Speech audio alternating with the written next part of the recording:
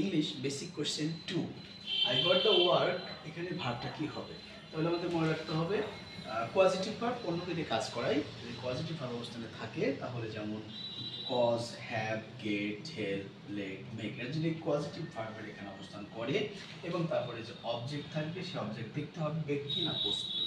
যদি বস্তুবাচক হয় তাহলে ভার্ব 3 মানে পাস্ট পার্টিসিপল হবে। তাহলে এখানে পাস্ট পার্টিসিপল আছে কোনটা? টু ডু ভুল, ডুইং ভুল, হ্যাভ ডান ভুল, সরাসরি ডান অ্যান্সার হবে। তাহলে আমরা দেখলাম বস্তুবাচক ভার্ব 3।